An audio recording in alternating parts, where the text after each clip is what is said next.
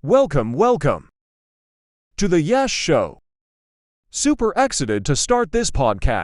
So let's start with the big question. How did life begin on Earth? I mean, it's wild to think that every living thing, from you and me to bananas, could be connected by one ancient microbe. Right? That single-celled ancestor is called LUCA, last universal common ancestor. But even LUCA wasn't the first life form. There had to be others before it, even if we don't know what they looked like. And that's what makes it so fascinating.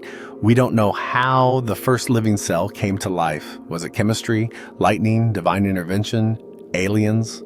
All possible theories at some point. But scientifically speaking, things really shifted in the 1700s. Remember Antoine Lavoisier? He compared a guinea pig to a lump of coal and showed that life follows chemical principles.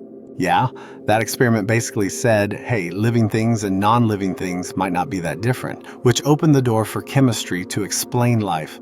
And it did slowly. Like when Friedrich Wöhler accidentally created urea, an organic compound, from an inorganic one. That was a game changer. Definitely. But people still wanted to know what makes something alive. Is it just being able to move? Because trees don't, but they're alive. Good point. Scientists tried defining life. 123 definitions, actually. But a common thread? Self-replication with variation. Basically, copy yourself, but with a twist. So that's where things get tricky. Non-living stuff doesn't replicate, but life does. Somewhere, somehow, that line was crossed.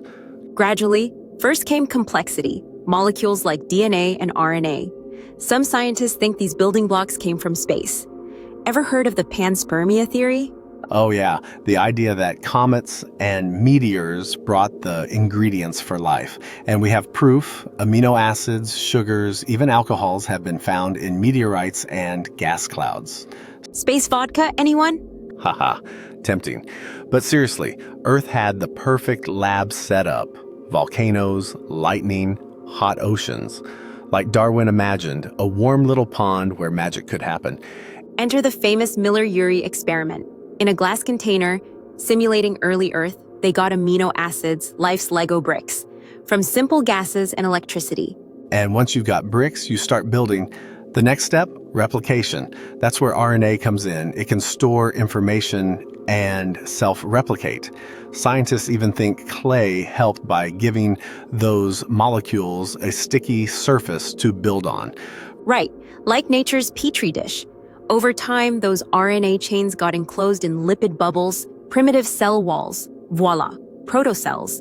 And protocells led to real cells. But to stay alive, they needed energy. Enter hydrothermal vents, hot, mineral-rich water shooting from the seafloor. Scientists think LUCA probably lived near those vents. The heat and minerals gave early life a kickstart. And metabolism, the ability to process energy, was born. Then came the drama. Cells started eating each other or merging.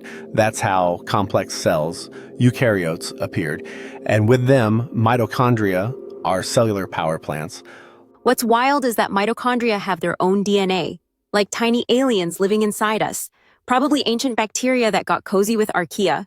Cozy enough to never leave. And because of them, complex life, trees, bees, humans, became possible. It's poetic, isn't it? From cosmic dust to mitochondria to you listening to this podcast. Billions of years of chemistry, chaos, and chance.